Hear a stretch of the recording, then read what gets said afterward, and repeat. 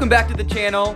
This is Toyota Time with Timmy the Toolman. I'm Sean, and last year I went to SEMA 2024, my very first SEMA show. There was a lot of cool stuff to see, lots of rigs, and lots of cool products. One of the products I ran across is these off-road lights from NOVSIGHT. Their unique design really caught my eye. This is their Halo series, and these are gonna go on the front of my bumper. And then I also picked up some Cyber1 3-inch off-road pods. I'm gonna use these as ditch lights. So if you're familiar with their channel, you know we like some sick mods, and these are definitely them. So let's take a closer look at these, take them out of the box, and then show you how to install them.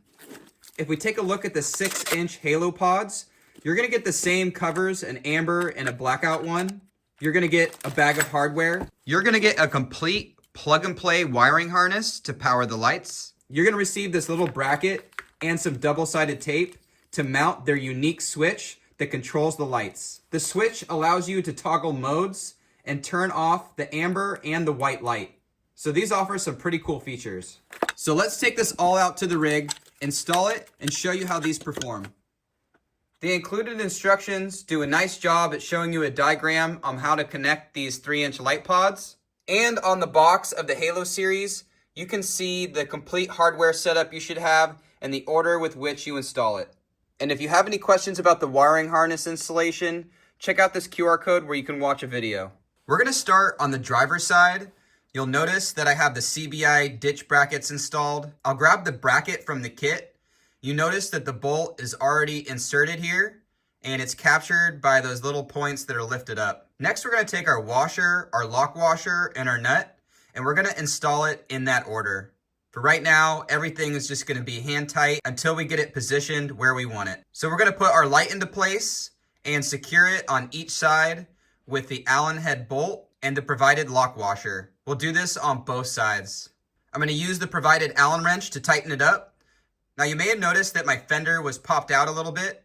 That gave me the ability to run the wire, but I also needed to remove the hood cowl. There's a series of screws and some clips that I got out of the way so that I could run the wire through this area. So with the fender popped out and the cowl out of the way, I'll run this wire and pop the fender back into place. Messing with the fender is only unique to my situation on my 3rd generation Toyota 4Runner. So depending on where you mount it, you most likely won't need to do this. And lastly, I'll make the electrical connection so that light is ready to go in the engine bay. Then we'll jump over to the passenger side. We'll secure the bracket the same way we did on the driver's side. And then we'll secure the light to the bracket with the included Allen bolts and split washers. Lastly, we'll tighten it up with the Allen wrench. Again, I have this fender popped out a little bit so I could run that wire gracefully. And then I'll pop the fender back into place and make the electrical connection. Now let's jump to the front bumper so we can install the Halo series 6-inch pods. We'll place the bracket in the bumper and we'll secure it with the washer, the lock washer, and the nut. This was a little tricky because my winch was in the way, but I was able to finagle my hand in there and get everything hand tight before I followed up with a wrench. Now let's get our light installed. I'm gonna sneak this electrical harness through my grill. And for these lights, you will secure them onto the bracket with 2 Allen head screws on each side. Position it how you want it and tighten up the 4 screws with the Allen wrench. And next, let's install the second light in the same fashion. We'll fish the wire through the grill. We'll get our bolts ready with the split washers and we'll tighten it up with the Allen wrench. It's important to take note which angle you want to place the bracket so it doesn't make contact with anything. In my case, I wanted to make sure it didn't make contact with the grill. So I have these brackets angled forward. This is the included Allen that is used to tighten these bolts on the side of these lights. And I want to show you a little trick. If you have a screwdriver, an older style screwdriver with a hole in it, you can put it into the back of the handle. And now you have some additional leverage to tighten or loosen the Allen bolt. So keep that in your back pocket. It's a nice trick. Let's take a closer look at the wiring harnesses that are included with this kit. For the Halo series 6-inch pods, you get this switch that you're gonna put inside the interior and you're gonna fish this portion through your firewall so it goes into the engine bay. You have your leads to connect to both lights. It then feeds into this control box And one side is going to connect to the switch that goes inside the cabin, and the other end has a negative and a fuse positive, and some color-coded wiring that connects to your vehicle's existing wiring and triggers different features on these lights. Usually when there's an included wiring harness, it just makes the install super simple and there's not a lot of guesswork. The biggest challenge you'll usually have is just trying to route this elegantly so it looks nice and it's not interfering with any other components that exist in your engine bay already. Now, for the Cyber1 3-inch off-road pods, you have your installation kit here, so you understand the routing and where everything would connect. This wiring harness is going to be very straightforward, very similar to this wiring harness. You have leads that connect to the positive and negative on your battery. You have the connectors that are going to connect to each individual light. And then you have a switch that you mount somewhere inside your cabin. For this setup, I'm going to choose not to use this switch, and I'm going to integrate this existing wiring harness into my 6-gang switch panel that I have installed in my truck. So you can take these existing wiring harnesses and make them work for your needs. For the Halo series pods, I am going to control these lights with the switch that is included in this kit. This unique looking switch has 2 buttons, and combined, they enable these lights to access different modes. So once we get this installed, I'll show you the different modes that these lights offer with this switch. So my technique to get the connector side of this switch through the firewall is to push a clothes hanger from the inside of the engine bay through the grommet, then cocoon the end of the connector here with electrical tape. And then from the engine bay side, you'll be able to pull this back through. So that's how I'm going to get the wire from this switch through the firewall.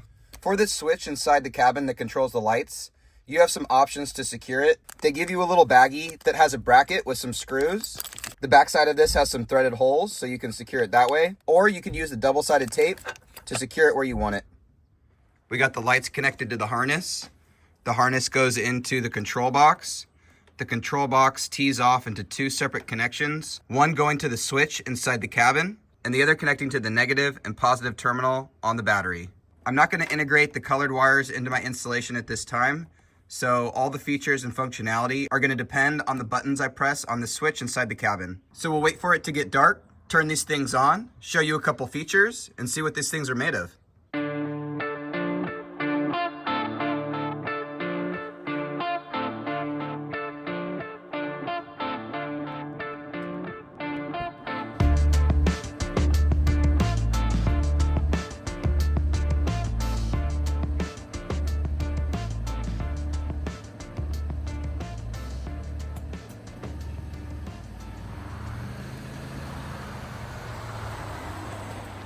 So let's check out some of these modes that the switch engages.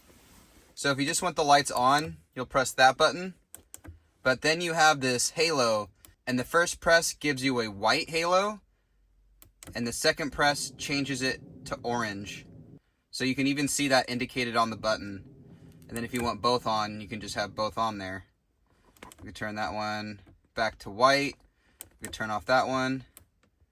And then we hold it to turn off the halo. So this switch gives you the options to engage these different modes, which really elevates this light. So I really like the features that this switch gives you. So for the 2 ditch lights, I have them assigned to individual buttons. I've switched things around a little bit over time, but pretty straightforward. I have this one assigned to my driver's side ditch light, and this one assigned to my passenger side ditch light. So they're individually addressable. Well, there you have it. We just installed the 6-inch Halo light pod and then the 3-inch light pods that we're using as ditch lights. They add a really unique aesthetic to the front of my truck. Some might say it's sick mods. So if you're interested in upgrading your lights on your rig, head on over to NOVSIGHT.com and take a look at what they have to offer. Our channel is offering an exclusive discount for you guys, the viewers. Another good reason to subscribe to the channel. Check out the video description below where we will put a link so you can get a discount on lights of your own. I think it's really nice that these lights come with covers, 2 sets to be exact, an amber and then a blackout. So you can protect your lights when you're on the road, and you can also switch up the look a little bit. And with the provided harnesses, everything is super simple, plug and play, and no real guesswork is involved. So with all that said, thanks for watching. Don't forget to subscribe, and we'll see you in the next video for some more sick mods.